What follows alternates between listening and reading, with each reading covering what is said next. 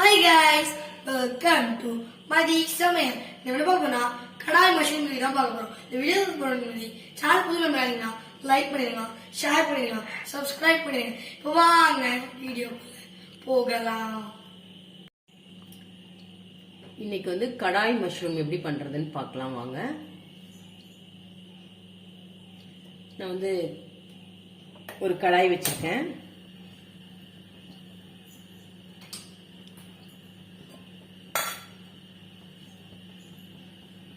கொஞ்சம் எண்ணெய் ஊற்றிக்கலாம். எண்ணெய் காஞ்சிடுச்சு. இங்கே பாருங்க, ஒரு சின்ன வெங்காயத்தை இந்த மாதிரி பெருசு பெருசாக கட் பண்ணியிருக்கேன். அது முதல்ல வதக்கி எடுத்துக்கலாம். அது கூட ஒரு அரை கேப்சிகம் கட் பண்ணி வச்சுருக்கேன். இதை முதல்ல நல்லா ஃப்ரை பண்ணி எடுத்துக்கலாம்.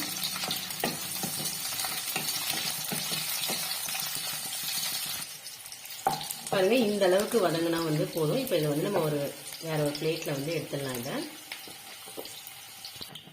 அதே எண்ணெயில் நான் ஒரு 200 கிராம் மஷ்ரூம் எடுத்திருக்கேன். அதையும் ஃப்ரை பண்ணி எடுத்துக்கலாம். ஏன்னா மஷ்ரூமில் தண்ணி விடும் இல்லைங்களா, அதனால கொஞ்சம் ஃப்ரை பண்ணி எடுத்துப்போம்.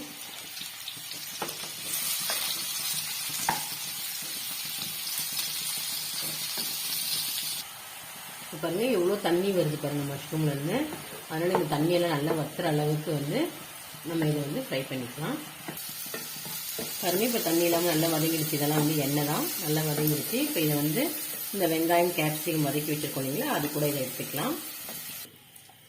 கடாய் அதே கடாயை வச்சுக்கோங்க. வச்சுட்டு அதில் இன்னும் கொஞ்சம் நம்ம எண்ணெய் விட்டுக்கலாம். இப்போ எண்ணெய் காஞ்ச உடனே நான் ஒரு அரை டேபிள் ஸ்பூன் மிளகு, சோம்பு, ஜீரகம், கொஞ்சம் லவங்கம், கொஞ்சம் பட்டை இதெல்லாம் எடுத்துருக்கிறேன். இதெல்லாம் இப்போ இந்த எண்ணெயில் நம்ம காஞ்சிச்சு எண்ணெயில் போட்டுக்கலாம்.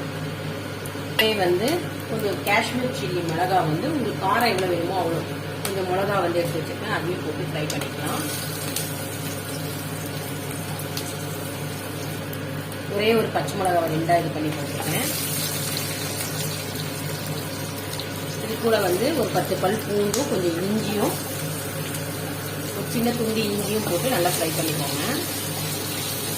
காஷ்மீர் சில்லி போட்டிங்கன்னா நல்ல கலர் கொடுக்கும், அதுக்காக தான் நான் போட்டிருக்கேன். இப்போ 2 வெங்காயம் கட் பண்ணி வச்சிருக்கேன் பொடியா, அதையும் இதில் போட்டுக்கலாம். போட்டு நல்லா கொஞ்சம் வதக்கிக்கலாம்.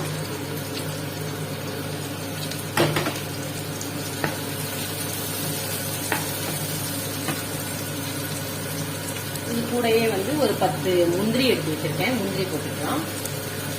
இது எல்லாத்தையும் கொஞ்சம் நல்லா வதக்கிக்கலாம்.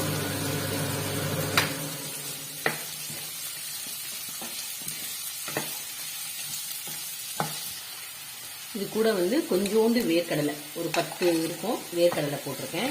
வேர்க்கடலை போட்டால் ரொம்ப நல்லா டேஸ்டாக இருக்கும்.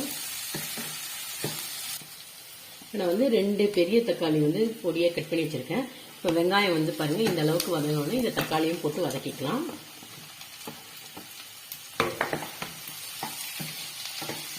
இது எல்லாத்தையும் நல்லா வதக்கிட்டு நம்ம மிக்சியில் அரைக்க போகிறோம். இதுக்கு தேவையான அளவு உப்பு போட்டுடலாம். பாதி உப்பு போட்டுக்கலாம்.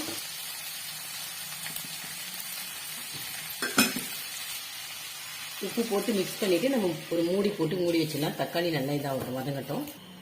இப்போ திறந்து பார்க்கலாம்.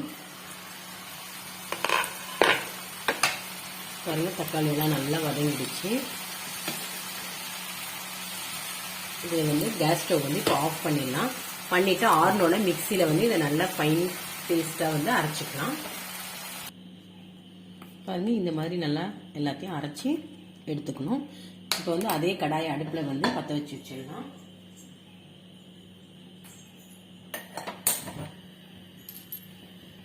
கொஞ்சம் ஆயில் போட்டுக்கலாம்.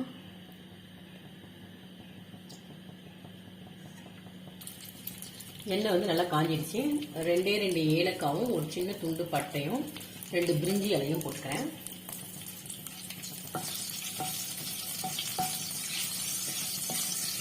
அது நல்லா இதானோடனே இந்த அரைச்சி வச்சிருக்கோம் மசாலா இருக்கு இல்லைங்களா, இதை போட்டுடலாம். மசாலா எல்லாத்தையும் கொஞ்சம் எண்ணெயில் ஒரு 2 நிமிஷம் வதக்கி விடலாம். ஒரு அரை டேபிள் ஸ்பூன் இப்போ நல்லா வதங்கிடுச்சு. அரை டேபிள் ஸ்பூன் குழம்பு மிளகாய் தூள் கொஞ்சம் போடுறேன். போட்டுட்டு நல்லா மிக்ஸ் பண்ணிடலாம். இந்த மிக்ஸி ஜாரை தண்ணி நல்லா ஊற்றி அந்த தண்ணி ஊற்றிடலாம். இப்போ வந்து நீங்கள் உப்பு காரம் எல்லாம் கரெக்டாக இருக்கான்னு செக் பண்ணிக்கோங்க. போட்டிருக்கோம், இன்னும் கொஞ்சம் வேணும்னா பத்தல்னா போட்டுக்கலாம். உப்பு வந்து ரொம்ப கம்மியாக இருக்குது, அதனால் நான் கொஞ்சம் உப்பு ஆட் பண்ணிக்கிறேன். இப்போ மிளகாத்தூள் கொஞ்சம் போட்டிருக்கோம் இல்லைங்களா, அது பச்சை வடைலாம் போகணும். அதனால நல்லா கொஞ்சம் தண்ணி, இன்னும் கொஞ்சம் தண்ணி ஊற்றி தட்டு போட்டு மூடி கொதிக்க வச்சிடலாம். இப்போ வந்து ஒரு தட்டு போட்டு மூடி ஒரு 5 நிமிஷம் கொதிக்க விடலாம். ஓப்பன் பண்ணி பார்க்கலாம். பாருங்க, மசாலா நல்லா ரெடியாகி எண்ணெய்லாம் மேலே பிரிஞ்சு வந்துடுச்சு. இந்த சமயத்தில் நம்ம ஃப்ரை பண்ணி வச்சுருக்கோம் இல்லைங்களா, கேப்சிகம், ஆனியன், மஷ்ரூம் எல்லாத்தையும் வந்து போட்டுடலாம். இந்த வெங்காயம்லாம் வந்துட்டு சப்பாத்தியோட நம்ம சாப்பிடும்போது, ஏன்னா ஆஃப் பாயிலாக குக் பண்ணியிருக்கோம் இல்லைங்களா, ரொம்ப டேஸ்ட்டாக இருக்கும். இது வந்து சப்பாத்திக்கு, ரொட்டிக்கு, நான்கெல்லாம் இந்த கிரேவி வந்து ரொம்ப நல்லாயிருக்கும். நான் கொஞ்சம் நிறைய கிரேவியாக பண்ணியிருக்கேன். கூட வந்து ஒரு 2 டேபிள் ஸ்பூன் வந்து பட்டர் போட்டுக்கலாம். பாருங்க, பட்டரை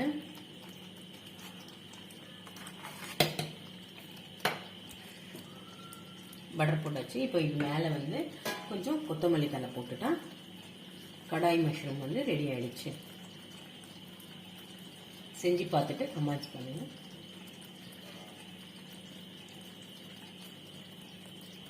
ஸ்டவ் ஆஃப் பண்ணிடலாம். இந்த வீடியோ பிடிச்சிருக்கோம், சந்திப்போம். Tata, bye bye.